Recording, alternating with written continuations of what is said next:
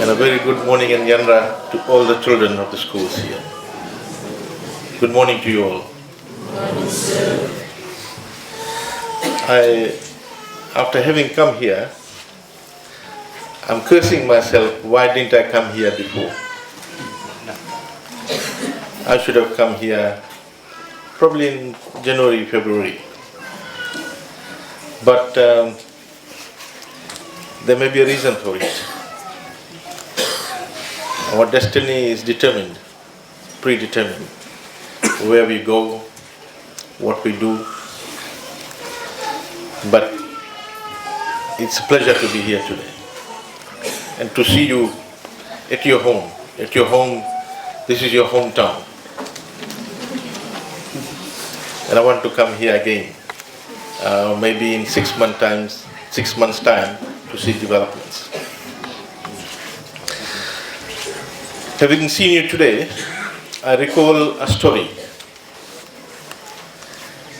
In January, when the school opened, a grandfather visited me in my office in the ministry with a small kid, 6-year-old kid.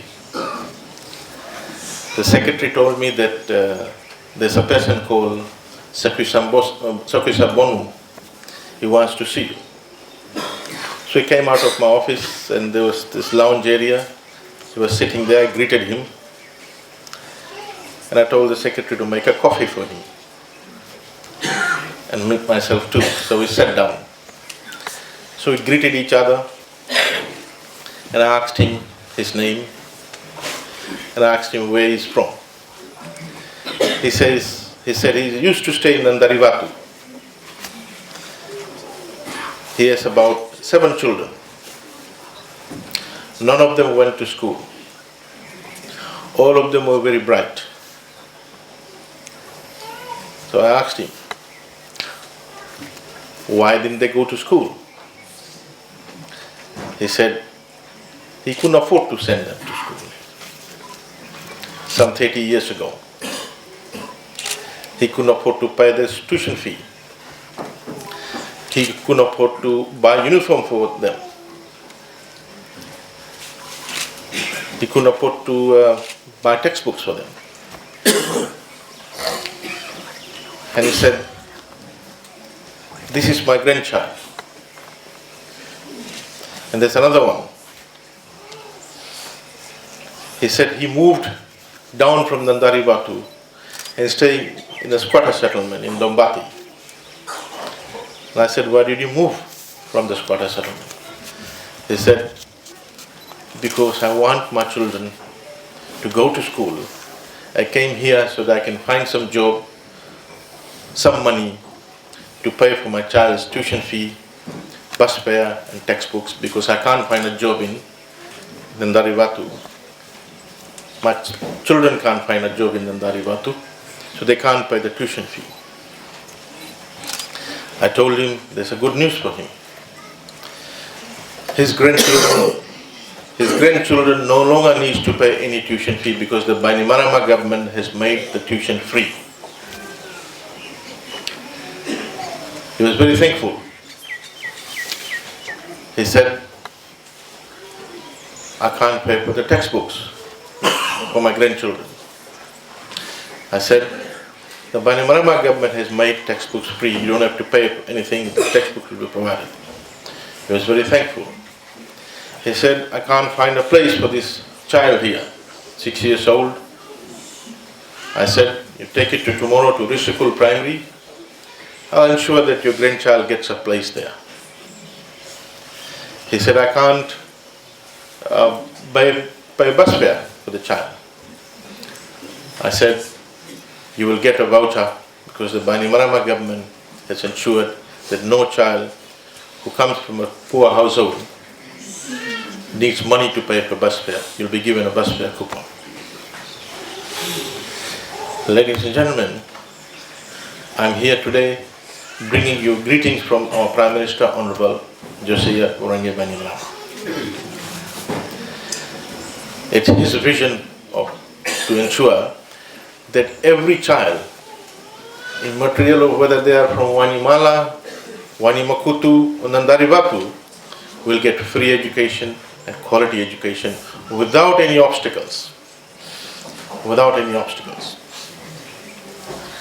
No longer parents have to move away from Wainimakutu or Wainimala or Nandaribatu because they don't have money to pay for fees. No more you need any money to pay fees. No more. Ladies and gentlemen, the Wainimala government believes in the value of education in terms of providing secure, stable and progressive future to our children. Any leader needs to ensure that the future is also secure for the country. And the future is secure of a country if we can invest in our children and make them educated. That's what our leader and Prime Minister Honorable Wainimala is doing, is to ensure that you all are educated. You all get best education. Some 30, 40 years ago, your parents, all those sitting there, wanted to go to school, like you all, but couldn't go to school because schools were not there, because they couldn't pay a tuition fee, because they did not have bus fare to go to schools, because they could not afford to pay for textbooks. But those days are gone. It's a crime. It's a crime to ask for parents to pay for tuition fee for their 6 or 7 children going to school in a place like this in the interior, when hardly cash is found. It's a subsistence economy. In the subsistence economy, surplus is not created. Cash doesn't flow. And therefore, if you push people to pay for fees, you will push them out of the school system. We don't want that to happen. The Wainimala government doesn't want that to happen, and will never let that happen. Ladies and gentlemen, apart from the reforms that we are undertaking to ensure that our education is second to none in terms of quality, we in the ministry have developed a 4-year plan to fix the infrastructure of schools in the interior, in the maritime zone, where these schools have been ignored and neglected for decades. Today, on behalf of our Prime Minister, I want to thank the community members here. I want to thank all the parents who got together and constructed these schools. The initial construction of these schools was done by the community members here. The little money they had, the little savings they could make from the sale of their produce here, they were able to construct these schools so that their dream for their children to have education is realized. Ladies and gentlemen, often we ignore, we forget about the dreams of the people in the interior, the maritime, in the rural areas. They too have dreams. They too have dreams. And the Wainimala government will ensure that the dreams come true. Ladies and gentlemen, we are very focused. Our government is very focused. We will ensure that the infrastructure that you have here is same as the infrastructure in the urban area. That is part of our pillar 3 of the reform that we are undertaking in Ministry of Education. And it's a 4-year program. It's a 4-year program. I don't know who invited me here today, but I think it's the principal. You have done justice to not only this school, but this community and all the other primary schools here today. I want to thank you for that. I want to thank you for that. When I saw this invitation, for some reason or the other, I just didn't worry about what my schedule would be. It just got automatically fit in to my schedule. After this, I'll be traveling to Nindi this evening. and I will come back from Nindi tonight, late in the night. But I made sure, and that's how it was. Ladies and gentlemen, we want the school here to have the same quality classroom, to have a good set of ablution block, to have a library room, have a computer room, library room to be full with books. And that will happen. That will happen over the next 4 years. Incrementally, we will contribute funding to ensure that your school are of the top notch. Second to none, I want this school to be same as schools in town like Rishikul or Jainarayan. It will happen. I can guarantee you it will happen. I can guarantee you it will happen. Take my vote and give us 4 years. Give us 4 years, it will happen. Today, we're happy to announce that our Prime Minister has kindly decided to make these following investments to the schools in this region, in this area. For the Wainimala Secondary School, we will provide $65,000, $30,000 for the classroom, additional classroom, and $30,000 and $35,000 for the hostel ablution block. More will come next year.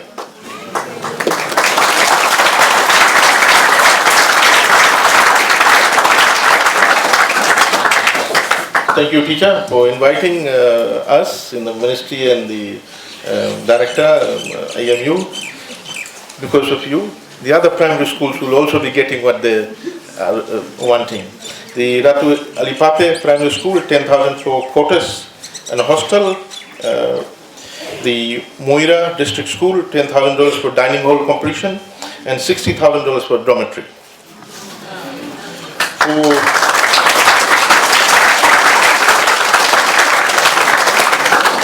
For Nakurukuru Wakatini District School, $5,000 for fencing that they require. For the Nailangu Dola School quarters, $25,000. For Naibudini District School dining hall renovation, $7,000. For Namboro Sawanikula Primary School, 2 quarters, $50,000 and dining hall, $20,000. For Naselia ECE, $10,000. I think I've covered all.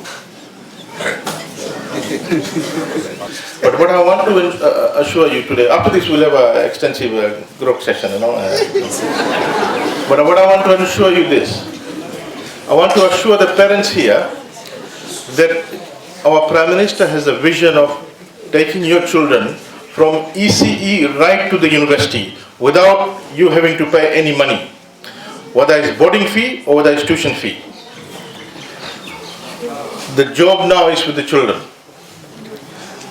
You push them to the school, push them from the home. Get them to the school, the teachers will ensure that they will work hard in the school. We will take them from here, step by step, ECE, primary, secondary. From the secondary school, we'll look at whether they want to go to technical college or university. We're establishing technical colleges throughout Fiji. Next year there will be 10 technical colleges. And those children who want to do trade areas, who want to get trade qualification, for example, electrical, mechanical, plumbing, pastry, cookery, they will go to technical college.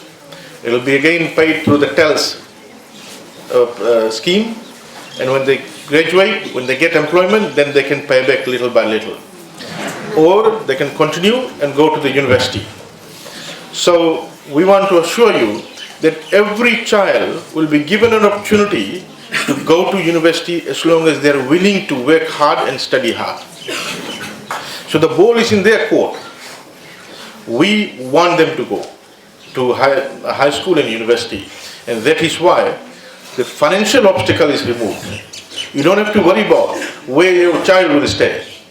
Over the next 4 years, we'll be constructing more boarding facilities for technical colleges. We will ensure that through the TELS, the boarding fees will be paid. Your child will stay in hostel so that they can get quality time to study rather than staying with relatives, etc. So we want them to stay in hostel. We want them to spend quality time. Those children going to high school, we want them to study in the high school here. Those children who are far away from the high school, we will give first priority to them to stay in RKS, QVS, ICS boarding facility. First preference will be given, but not people from the children from this area. We want you to finish your school here. None of you would be taken from here until you finish year 10 if you want to go to technical college, or year 13 if you want to go to university. But we want you to study hard, and we will get in more resources. We will pump in more books in your library so that you do reading and improve your literacy skills.